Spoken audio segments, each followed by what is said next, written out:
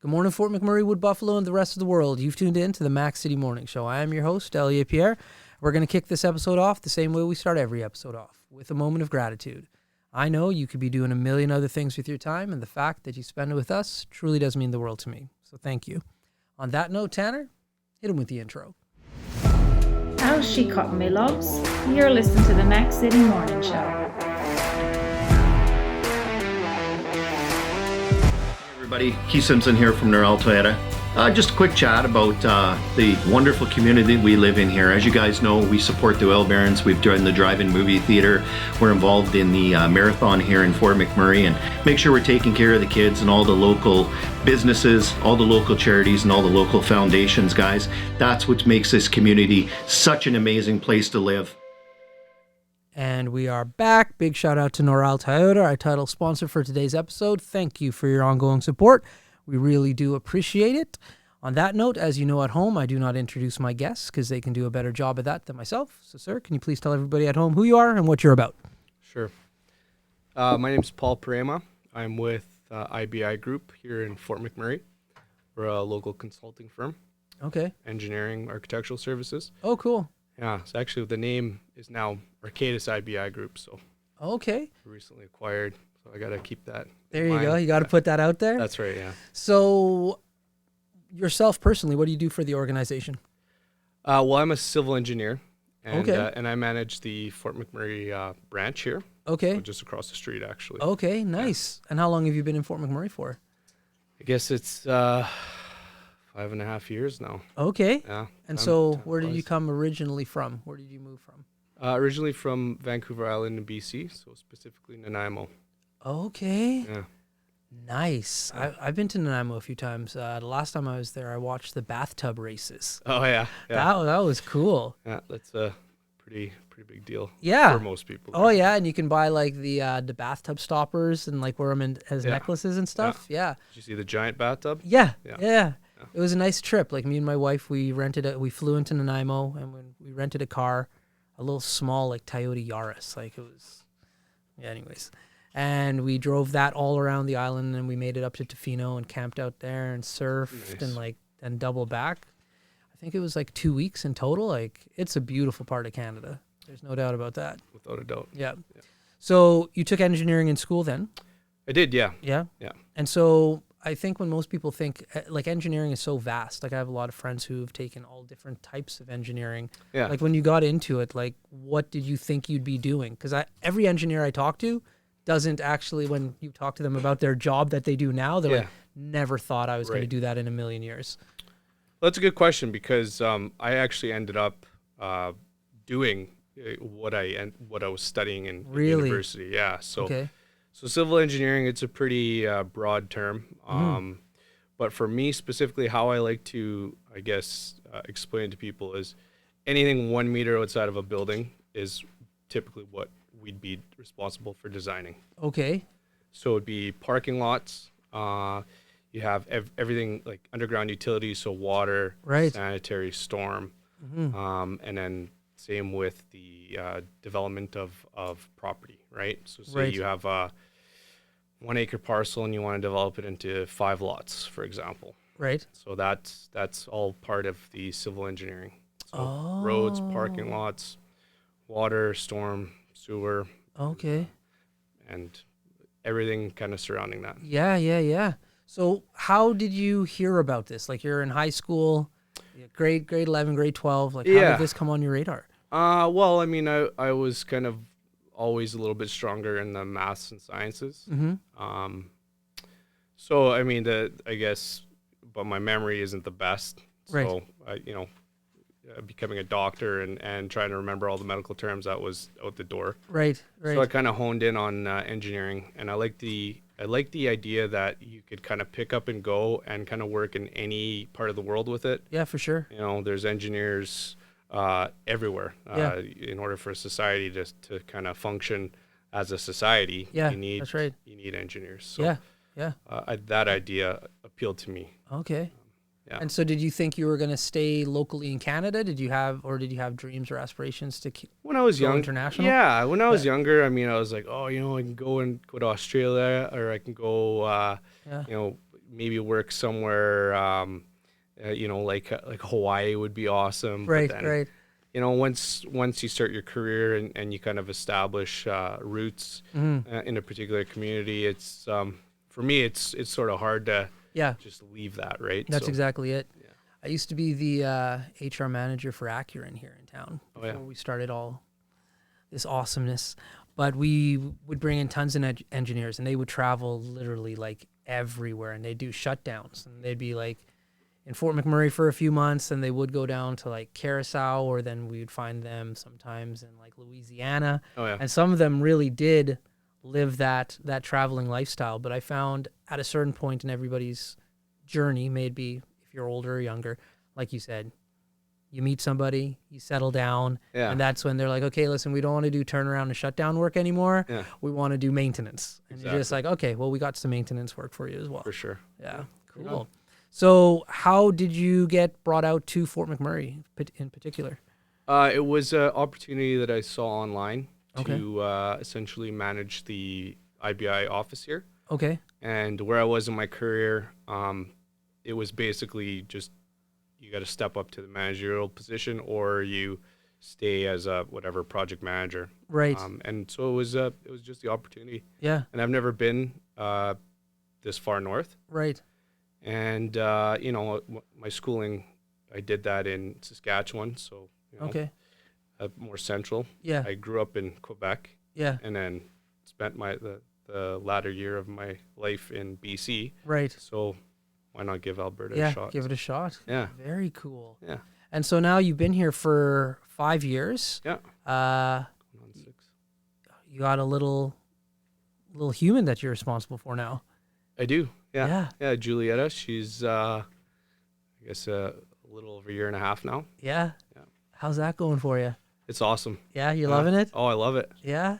It's kind of weird because you spend most of your life, and I've seen this with my best buddies. They've all had kids when they were in their 20s. Right. My later 30s. Yeah. And they said, "Oh, you just don't know until it happens." That's right. And right. me being kind of selfish Yeah. for most of my life, Right. you really don't know until you have a kid. Right. So, It's so true. yeah. I was the same way. Like I had my kid when I was 31, Keegan. And so like he's 8 now. He's awesome. Yeah. But like I was the same kind of way. And like me and my wife, when we were in our 20s, like we discussed like my life is pretty awesome.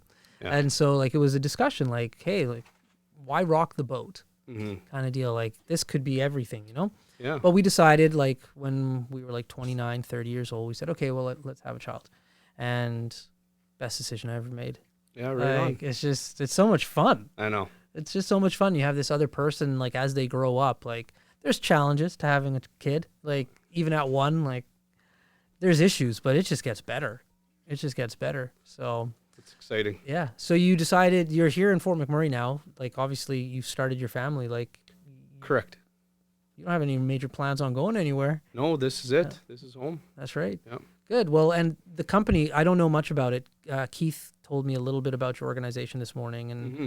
just we talked about like the engineering aspect over lunch, but I didn't get a full understanding of kind of where you guys work in particular. Like, is it residentially? Is it oil and gas? Like, where are you guys primarily working here in town? Yeah, that's a good question. So we started off at this branch in particular. We were pretty big in kind of the residential development. Okay. And over the last, I want to say, 6 years or so, Mm-hmm. we've kind of ventured into municipal Okay. engineering. So Okay. I'd say 85% of our projects entail the municipal engineering side of things. Right. Right. Yeah. Okay. And as far as like growth, like I know every company was kind of taken and spun around and put on their head and then back upside down again with COVID. Like, so we're coming out of that now. What's kind of the path that you guys see yourself moving into now that things are kind of getting back to normal? Yeah, that's an interesting question. So I know a lot of companies, they kind of mandated this work from home. Yeah. With our company, with Arcadis IBI, Mm-hmm. they've sort of promoted this hybrid work Okay. lifestyle. So, Yeah. I mean, if you're working from home and that's your productivity is still good Yeah. and nothing is being hampered, Yeah. then by all means. But Keep it going. it's up to the employee, Okay. which is pretty unique. I Yeah, think, no for doubt. our business. I mean, obviously, we still have you still have your client meetings. You still have to be on site for construction. Right. But for the most part, it's pretty awesome, Yeah. especially if you got a young family and you're watching your kid grow. That's right. Yeah. No How do you find complaints. that as the guy managing it? How, like my company, for example, like this dude right here is the only one that I see normally. Yeah. Because we're filming podcasts, we kind of have to be here. Everybody else is remote, and Yeah. it's all Semi-normally. That's right, semi-normally, and it's always been like that. But like for me, I went to school and I studied it, and I wanted to create remote workforces way before COVID. So like it's been a process of elimination and figuring out how it works. But I had years to do it. Sure. How are you finding like managing people that it's not the same? Like come in, I get to look at you from like 9 to Yeah. 5 every day. Yeah. So managing remote workers. Yeah. I mean, the thing is IBI Group Yeah. before Arcadis was a technology-based firm as well. Okay. So we're really connected. So Yeah. the Fort Mac office connects with Edmonton office, connects with Calgary and Vancouver. Right. So really, I mean, if you need to meet with someone, you need to meet with your team members. It's a push of the button. You set up a schedule in Microsoft Teams, and boom, Yeah. Yeah. everyone's virtually there. That's right. Yeah. Yeah. And then you can follow up with them, I'm assuming, through all the different programs and everything. Oh, you have. yeah. Like at the end of the day, like, can you please supply me with like your work? Here it is. Oh yeah, Yeah. yeah. Well, you have your checkpoints. Yeah. Check in, see how things are going. But really, at the end of the day, this is the way the world is Yeah.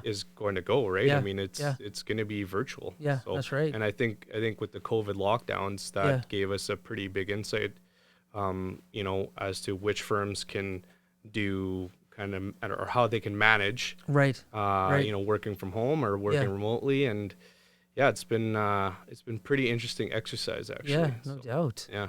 Now, with staffing, how do you feel staffing has gone for you in regards to with what you do? Are you able to find? Is that a struggle? Like how's that all panned out?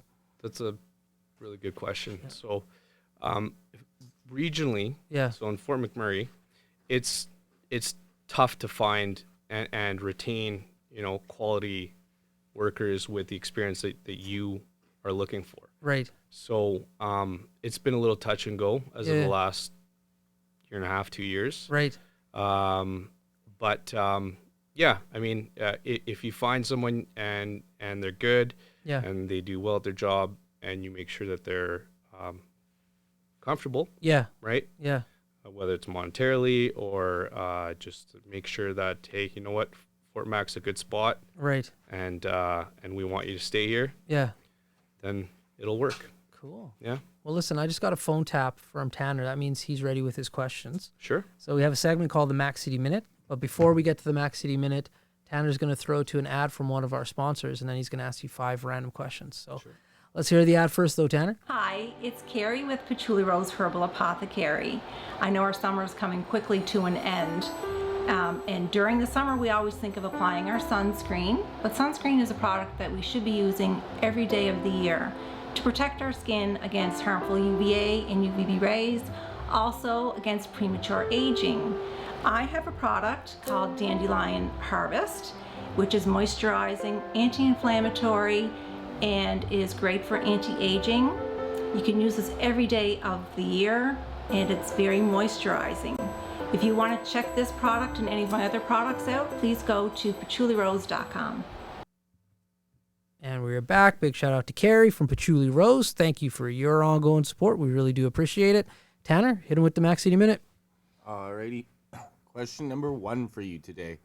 What is your favorite part of doing what you do within Wood Buffalo? My favorite part would be just seeing the community grow with however our input is, right? So whether it's design that turns into a constructible asset, Right. it's nice to see. Very cool. Question number 2. What would be your dream vacation to go on that both you and your 12-year-old self would enjoy? Dream vacation. I think going to Hawaii. Yeah. Going to Hawaii or no, I think I'm going to stay with Hawaii. Okay. Yeah. Have you been to Hawaii before? I have, a couple times. Fantastic Nice. Oh, yeah. Best place Yeah. on earth. Yeah. Still a dream though. Yeah, I know, 100%. right? Yeah. Once you've been there, you just dream about it more. Yeah, That's right. that's right. Question number 3. What is one thing about being a dad you didn't expect to enjoy as much as you do? Just the I guess just the human, just that love, that level of love that you just don't experience, and that connection that you just don't experience. I mean, it's your DNA, it's your blood, right? Yeah, That was a trip. yeah, yeah. Facts. Yeah. Question number 4. What is one? What do you think is one reason Fort McMurray is a great place to raise a child?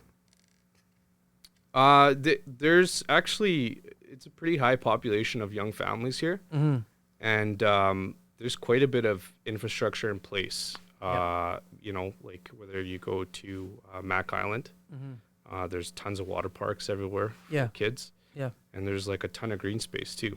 that's So, right. Yep. And your final question. What is one project you've worked on that you feel most proud of? Ooh, that's a good question.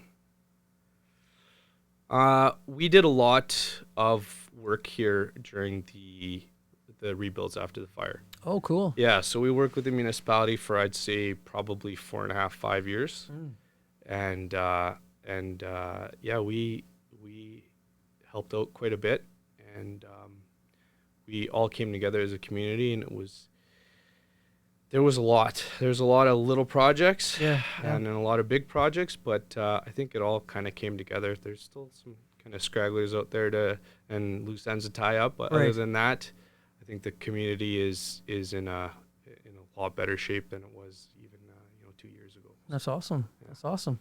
And those have been your 5 questions. There you go. Yeah, with the kid, it's crazy. Like, this happened to me when I think Keegan was 5. So, like, as a human being, like, you come number one. That's just my whole life. I was like, I'm number one. Yeah, Like, my interests are my interests. Like, I have family members that I love, brother, sister, mom, dad, wife, so on and so forth. But at the end of the day, it's me. yeah, And so me and my little boy were walking in a parking lot one day, and this car started to back up. Now, it came nowhere near us. Like, there was no fear involved, but like my brain Dad mode. right away went into dad mode. Yeah. And I literally like grabbed him and like pushed him out of the way.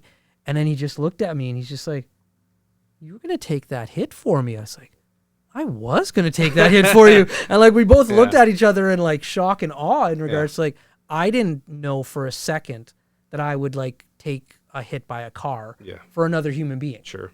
But in that moment, like something just takes over you. You're just like, man, I'm not number one anymore. Like, It's a piece of you, man. It's an extension of yourself. Yeah. So, yeah. It's crazy. You can't describe that to people. No, you can't until you have the kid. Yeah. Well, I got bad news for you, man. Like, you're going to want your little kid to like crawl and move and roll. And then like, you'll be so happy when you're like, "Oh, we got to roll." But then you're like, "Ah, crap. Now they can roll off the bed." Yeah. And then they say, "Oh, we want them to crawl." You're like, "Ah, crap. Now they can like crawl around the house." And it's just all these milestones I remember wanting my little man to have. And every time he had it, oh, he's walking. Oh yeah. Oh no, now you got to look at stairs. So Yeah. that's something you have to look forward to. Oh, I know. Well, I'm Juliet is like I said, 1.5 years old. So Yeah. and my girlfriend, she gets pretty excited at every milestone, right? Yeah, yeah, As yeah. do I. Yeah. So yeah, we're just every day is just a blessing, man. We're excited. That's really cool. Yeah. Well, listen, Tanner tapped his watch. That means we are out of time for today's episode. But before we cut you loose, everybody gets a shameless shout out or plug. So you have the mic, the camera, the lights. Have fun. Okay, right on. So yeah, like I mentioned, our company is called Arcadis IBI, and we do architectural design, engineering. We do residential development, commercial development, And our primary focus right now is helping the city with kind of their municipal rehabilitation projects. There we go. Awesome. Well, my man, thank you very much for coming in today. Do appreciate thanks. it. Hopefully we see you again. Absolutely. Sweet. Well, for McMurray, Wood Buffalo, the rest of the world, that's been another episode of the Mac City Morning Show. Thank you very much for tuning in. Big shout out to our title sponsor, Norel Toyota, as well as Carrie from Patchouli Rose. We do appreciate both of your ongoing support. Hope everybody at home is having a great day, and we'll see you tomorrow. Peace.